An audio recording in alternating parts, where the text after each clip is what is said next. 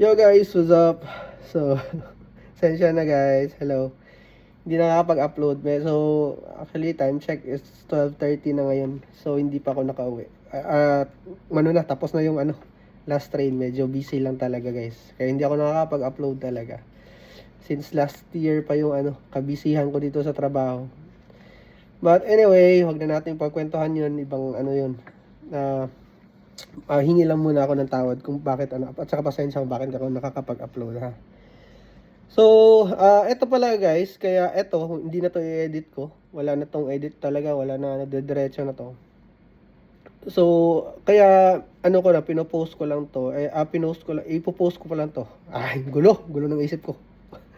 So, kaya ipopost ko lang to na message ay dahil kasi may a few a friend or ka-racer din na nagtanong regarding, may question kasi sila regarding sa about open class at saka into 5 lanes. So daw yung mga importante daw na pagbabasihan daw sa sa open class, pagbitaw ng open class sa 5 lanes. Actually guys, hindi ko sila nasagot talaga totally. Kaya bro, pasensya na sa inyo. Pero since yun nga medyo sumobra na sa tatlo eh. So kaya nung nakita ko, ang ginawa ko na lang is sabi ko gagawa na lang ako ng raw video regarding dito. So anyway, first bago ko sagutin yun guys, let me give you a brief context lang ha. Baka kasi sabihin kasi sa inyo na, oy, sino ka ba? Ba't nagbibigay ka ng ng ganito na info sa regarding open class? Magaling ka ba or ano? So well, sa totoo lang, hindi naman ako magaling guys sa open class.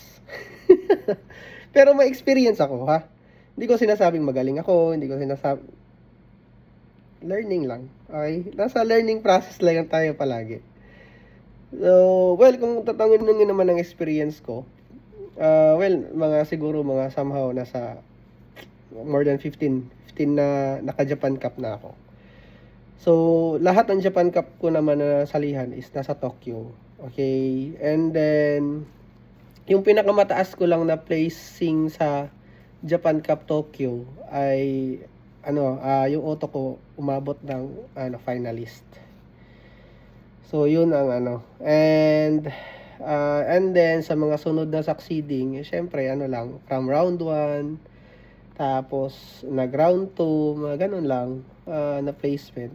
Kasi dito sa Japan Cup guys, dito sa Tokyo Japan Cup kasi wala kaming practice day, wala kaming ganun. The same time, one miss you die nga, yun lang yun talaga. Pag naglapag ka, may konting mali sa mo, wala, uwian ka agad. So ganun dito sa Japan, sa Tokyo. Hindi tulad sa ibang Japan Cup kasi guys, ay meron silang practice day. So pag sasabihin nyo naman na andyan naman yung for Slabo kasi may naman sila layout. Yes, nagli-layout sila for a mock draft na layout. But hindi totally talaga na madami ilang usually talaga hindi siya same sa Japan Cup. Kaya nga para sa akin, kung kami well, hindi lang sa akin, kami na grupo, mas gusto namin sana na magkaroon sana ng practice day talaga mismo sa kasi iba yun eh. Isipin mo makakapaglapag ka ng same sukat ng layout. Kahit tatlong kahit kunyari makatatlong bitaw ka sa practice day or 4 na bitaw or 5 bitaw, goods na talaga yon para sa amin. Kasi makikita mo na kaagad mismo yung unang lapag mo na makikita mo na yung yung reaction ng auto mo. So at least man lang, kahit doon man lang, pwede mo nang pwede mo nang ma-analyze ba at ma-determine kung yung auto mo ay paano mo i-discartehin ba sa layout na yon. So yun sana, kaso wala dito sa Tokyo, kaya pahirapan dito. Kaya nga guys, yung sa mga galing naman na Japan Cup na racer dito sa Japan, na yung mga champions, yung mapapansin nyo, may mga ibang champions na palagi nagpa-champion sila sa ibang lugar, pero sa Tokyo nahihirapan silang kumuha ng title dito. Dahil nga yun dun sa walang ang ginagawa nila ng iba, yung Japan Cup kasi guys, iba-iba yung location yan. So ang ginagawa ng iba, dumadayo talaga sila kung saan yung may Japan Cup mismo. Naglalaro sila doon. Bago until dumating dito sa Tokyo. Syempre, kunyari nakapaglaro sila doon ng ng mga tatlong lugar. Advantage na nila yun, nakapaglapag na sila sa layout. Same layout lang din naman yung lalaruan nila sa, sa Tokyo eh. So, advantage na nila talaga yun, yung ganun. So, yun. So, yun guys, yun yung sa naman, sa laro ko naman sa yung mga hindi Japan Cup, well, sa 5 lanes, regarding 5 lanes, sa Force Labo palagi dati. Pero wala na yung Force Labo eh. So, well, edi yun. Yun. Sama yun lang, yun yung mga ko, experience ko. Nakakapag din naman, nakakapag-chamba din naman, nananalo din naman sa mga. Chamba lang. So yun, well, eto naman na question nila is yun nga. At least sinabi ko lang to guys, I'm not boasting anything. I'm just only elaborating lang na baka kasi may I'm pretty sure merong iba na maririnig na nabibigay ng tips na regarding sa 5 lanes siya sa open class, tapos sino ba yan, so at least man lang kahit papaano bago mangyari yung may mga ganun na po, at least ma-defend ko lang konti yung sarili ko kasi hindi ko din masasagot halos lahat yun eh. Syempre na din, di ba? Kawawan mo sarili ko kung ganun. Anyway, kidding aside. Well, yun, balik tayo sa questions niya. Yun. Well, bro, hindi ko na well, ang ganito na lang, i-generalize ko na lang. Ano naman yun, considered talaga yung lahat, battery, motor, normal yun. Size ng gulong, gulong na gagamitin, yung sa suspension mo, yung sa gaano siya ka-smooth, ang response ng suspension mo, sa smooth ng sliding mo, ano pa ba? Tawag ko na ito. Yun, preparation before ng motor mo at saka ng battery mo, a day before ng race, mga ganun. Ano pa ba? May naisip pa ba ako? So, at saka yun pala, yung pag-adapt ng second sa pinaka-importante is yung para sa akin na once na mo na yun, lahat. Kasi, yun naman kasi sinabi ko, general information na yun eh. Kaso lang, dito sa amin sa Japan, ang pag 5 lanes talaga, ang ma-advise, second sa pinakamaano talaga, I advise you na try to adapt the layout. Wag lang yung kung ano yung nakasanayan mo na yung DAR sa harap, 19mm sa likod na rollers, or 17mm sa likod sa roller, or 13mm. Yun lang talaga yung yung build mo. Iasa mo lang sa normal na build na maano ko talaga guys ay try nyo i-adapt yung mismong layout. Lalo na pag maselan yung layout.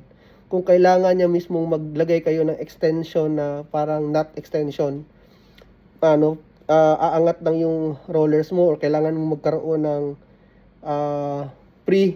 pre-roller sa harap na kailangan yung ganun. Kailangan nyo ng O-ring na rollers sa 5 lanes guys, yun, common yun na ginagawa namin dito sa Japan, common yun na ginagawa lalo sa 5 lanes. Hindi yun siya na yung sa talaga parang yun nagiging unorthodox ba yung tawag doon, yung hindi normal siya na build ang mangyayari sa open class namin, kasi naka-adapt yun mismo kung yung sa layout na lalo na yung mga lalo kunyari mabilis yung yung chicane na kalimutan ko yung pangalan, mga ganun, basta. So, ginagawa namin, nilalagyan namin ng wall bricks yun. Ina-adapt namin yung ganun. Hindi talaga kami nagsistay sa layout na, sa setup na, yung always nakasanayan sa 3 lanes, din namin ginagawa sa 5 lanes yun. So, we adapt mismo sa layout. So, yun yung para sa akin pangalawang pinaka-importante. By the way pala guys, isa sa makakatulong nyo sa open class, dapat sana guys ay mag-invest kayo sa isang discharger na regulated. Na once kasi yung discharger na yun na regulated guys, isa sa mga example yung reg planning, napakaganda yung discharger. Alam niyo ba? Kasi naka-on point siyang mag-discharge sa battery nyo. Kung ano lang yung battery gusto nyo na voltage, naka-on point siya. So, ibig sabihin kasi kung ganun guys, kung ano lang yung binibigay na current tsaka voltage sa auto mo, yun at yun lang talaga. So, ibig sabihin, walang tapon. So, dahil doon, basang-basa mo yung takbo ng auto mo. So, ganun siya ka-importante talaga. Sa ano, hindi yun yung ordinary na discharger, niwala ka, sobrang laki ng difference pag nakagamit kayo ng ano. Even yung ano, meron akong tropa na si Adrian, nagpabili siya sa akin ng replanning nun. Bago ko binigay sa kanya, ginamit ko din yun. Tinesting ko kasi pinatest niya din sa akin na gamitin ko daw.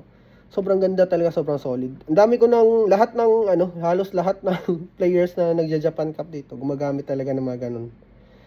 So advantage mo kasi talaga 'yon. Ganun siya ka hindi siya ba na design lang pag binili mo or ano. Sobrang isa siya sa mga essentials na matatawag ko pag naglalaro kayo ng, lalong-lalo na naglalaro kayo sa BY. Gusto niyo yung palaro ng BY, yung 5 lanes nila na leg races. Tutik talaga. Sobrang ano nun, solid nun.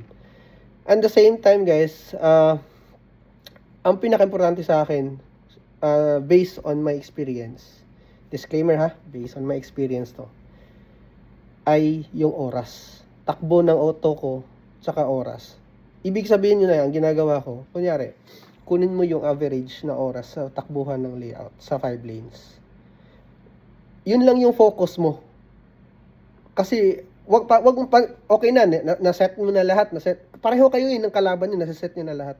Kunin mo lang yung, kunyari guys, yung pinakamabilis na time, lagay natin example, 30 seconds. Pinakamabilis na time, na timeran mo, 30 seconds. Pero yung average na takbo na nag-finish is 32 to 35 seconds. So, dapat, iset mo yung auto mo na pumasok siya sa 30 to 35. Hayaan mo na yung ano. Wag mo nang i-ano yun. Mas mataas yung risk niya na titilapon yung auto nun, nung pinakamabilis na 30 seconds. Siyempre, tatapos yun, may chance siya na manalo, but around 60%. Most likely 60 to 70%. Pero pag average yung takbo mo sa 5 lanes ha, lalo, especially guys, maselan yung layout. Pag nasa average speed ka lang, most likely 80 to 90% tatapos yung auto mo. At might be mananalo ka. So ganun siya ka-critical yung oras sa pag naglalapag kayo sa 5 lanes ng ano, naka-open class kayo. So yun ang pinaka-ano ko talaga, advice dun sa ano. Yun at yun din yung ano. Kaya kami guys, pag kunyari, may Japan Cup, tinatanong talaga namin, hindi lang naman ako, tinatanong namin kung ano yung, ano ba yung oras na ano, ng takbuhan ngayon sa Japan Cup. Tinatanong talaga namin yun. At once nakuha na namin yun, ano din, tawag na ito, tinatry namin i-target kunin yung ano, yung ganun.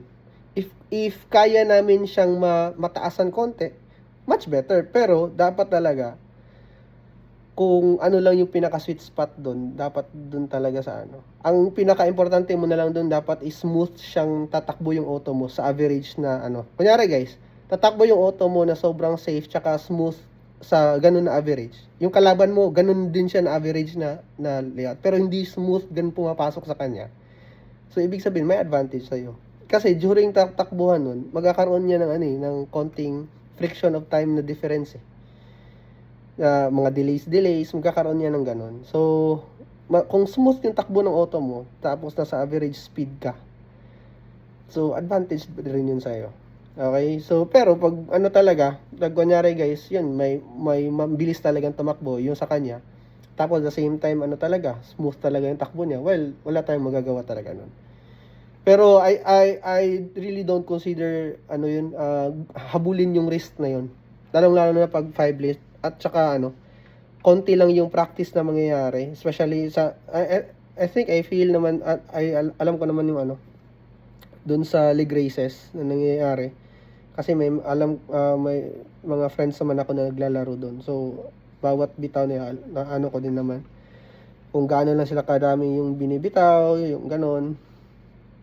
So, yun ang guys, yun ang papartake ko na information regarding dun sa sa 5 lanes na open class. Na kung ano yung important na para sa akin importante na tutukan dun pag sa ganun na situation. So, ano pa ba? Wala na ba akong naanon? Well, syempre brace na. Sa ano ko na yun? Basta, yun. Anyway guys, yun muna sa ngayon. And then, mayroon naman akong nakahandang video. Bigyan nyo lang ako ng time mag ano. Nang may pahinga at saka ano, may edit ko yun, ma-upload ko din yun. Okay guys, and again, salamat sa panonood and see you again for my next video. Salamat ulit and dyan bye bye.